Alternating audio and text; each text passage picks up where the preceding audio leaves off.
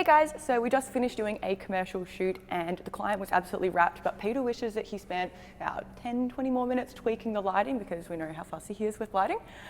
So this is what he wished he created, and now we're just going to run you through him setting up the lighting for that.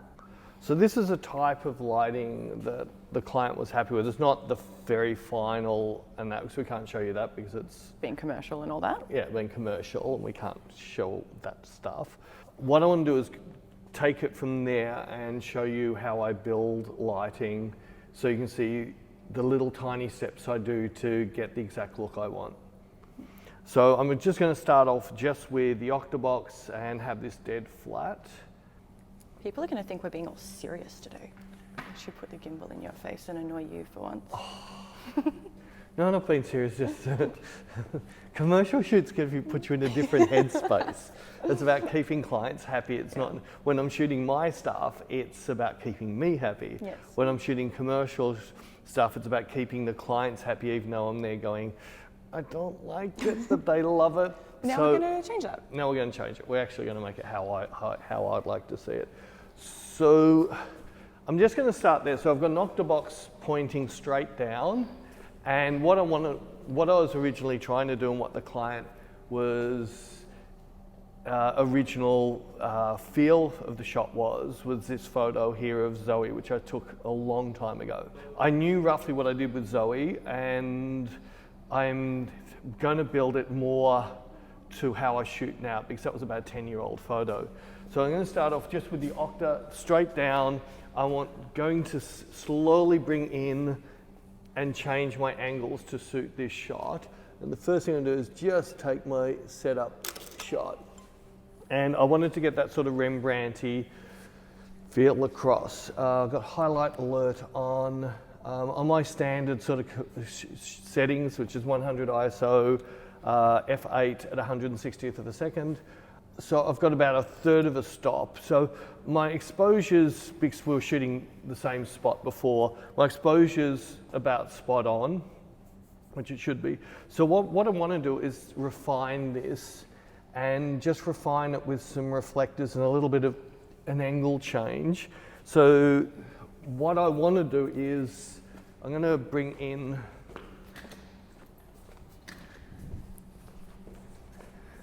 a reflector,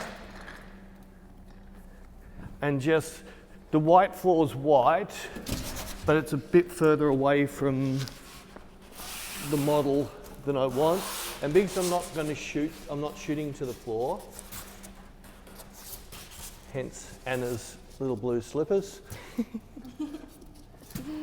So you're still on your dot? Yes. Yes.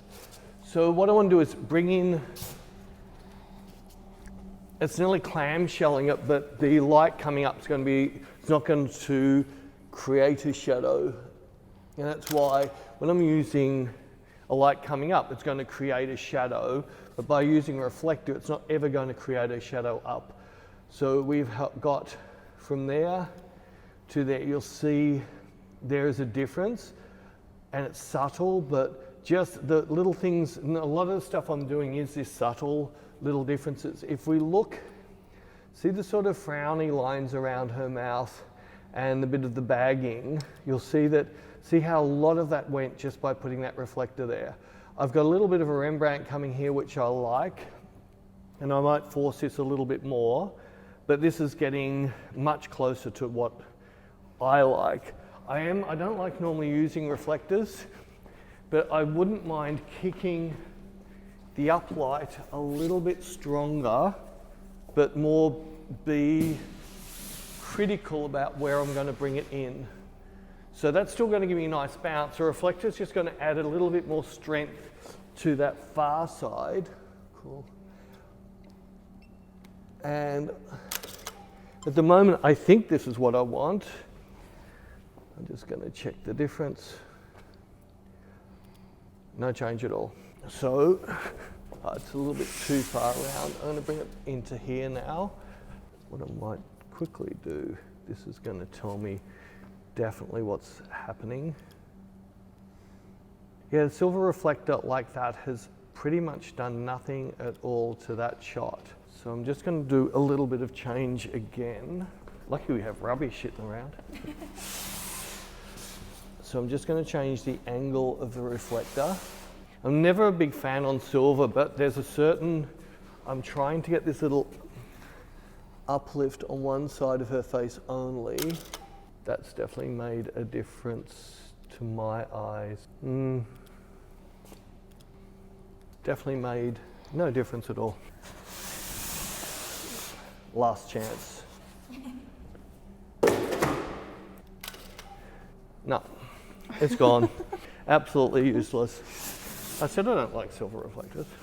I'm just going to move this a little bit until I refine exactly what I want. Cool, that's really pretty. It's very subtle, but I'm liking it. Couple of little things that's giving this little highlight down here. I've got this little highlight coming up into her throat area, which I'm liking. I am just going to move the whole thing just a little bit, because it's these little changes. If it doesn't work, I can always go back. But if I didn't do that, I'm never going to know if that's going to make it better or worse. That definitely made it softer on this side of the face, but it's taken away. I'm liking the mysteriousness of it falling off the face, and that is closer to the picture I want to create. So 100% the opposite to what I just did. So I am going to take it to the opposite to what I did and pull more light to this side of her face. And then I might just adjust my camera position slightly. Yeah, I'm liking that. These are tiny little subtle things that I'm looking at. Actually liking that a lot. Right, so what I might do is just move my camera now a fraction and just see if by coming around here, then I get a stronger Rembrandt. I'm liking that more. Yeah, I'm definitely liking that more. It's added more mysteriousness into the shot. I'm liking that lots. Now this is a pain in the butt for me out there. So anything behind is really not doing anything. So I can most likely get away with spinning this more this way.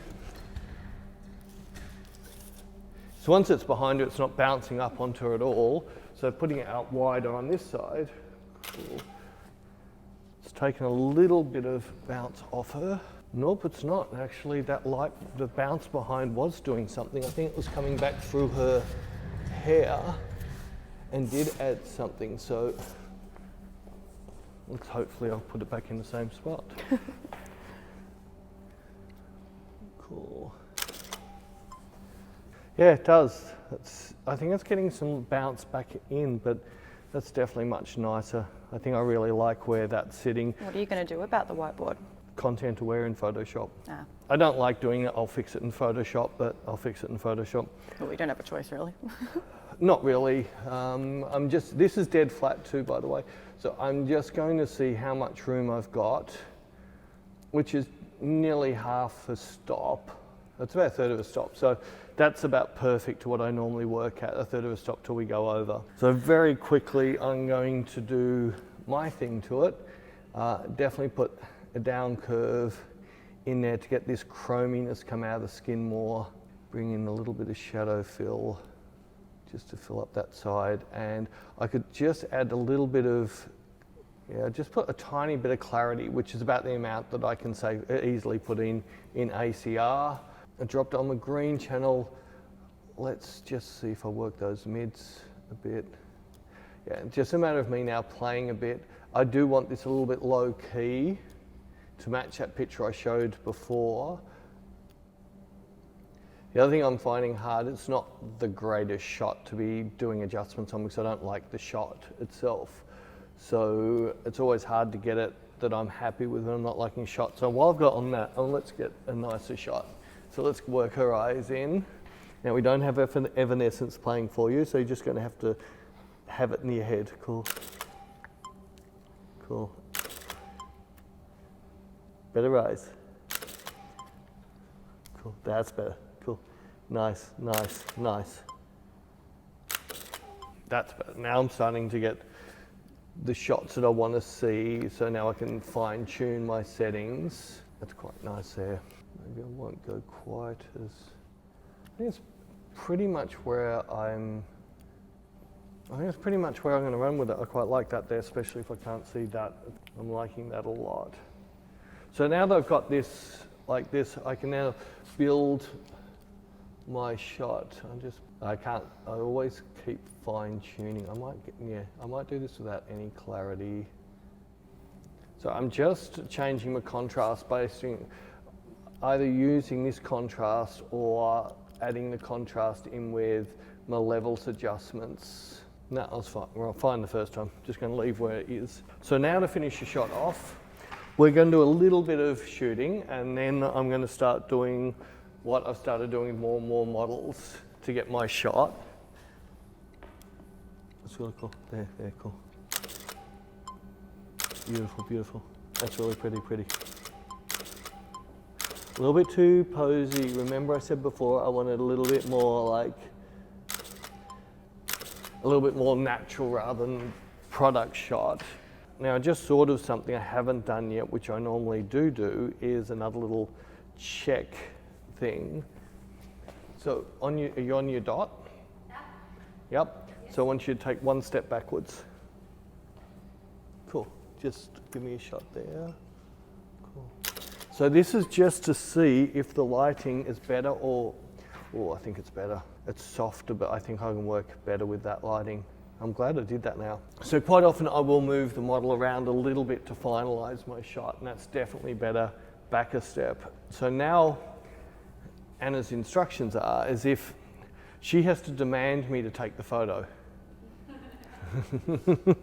All right, so until you give me eyes that actually says, Peter, take this photo, I'm not going to take a picture. So it's up to you. Yeah, pressure's on. All right, yeah. So it's up to you to give me eyes and demand me. And what this does, they start to learn when I take the shot and what they did. Cool. Because at the end of the day, for me, this is about eyes, make them better. Cool. As I was saying to Anna earlier, anybody can have a really good body, but you need to finish it off with those eyes. Come in with it, better. Really cool. Can you maybe wear the hair over that side like you did earlier? Using the heater as a mirror. Yeah. Beautiful.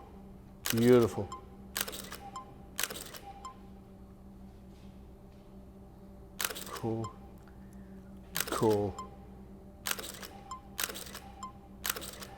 Tease it up. Tease up those eyes. Really.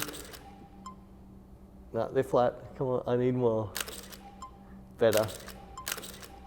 It's funny you've been on toes wearing fluffy slippers. Now there's little things that bug me on photos, and if the model keeps doing it, I will point out something and they'll never ever do it again. But shots like that, I always think stomach pain. So whenever models put their hand on their stomach, I always feel stomach pain. Headache, sore jaw, on the phone. Yeah, on the phone. Right, so a couple more. You've got some really nice pictures, but I want that, you know what you're doing before that Angelina Jolie, powerful but still really pretty. It's sort of like, not like you're posing, but there's an attitude to it. Yeah, any of that sort of stuff. Yeah, cool. But then finishing it off in your eyes, really take on the elegance of, cool, that's really pretty. That's really nice. Stunning. Eyes, really come on, force me to shoot. Cool. That's really pretty. That's nice. I'm certain we've got something. Still finding from the side it bulks up a bit, that dress, but... I think it looks really nice. Yeah, we've definitely got something in this lot. Cool. And I like this look 100 times better than what we were doing earlier today. But that's just a me, and my client was extremely happy with how the other one turned out. Yes. So that's how fussy Peter is with lighting. You can see like those little micro adjustments.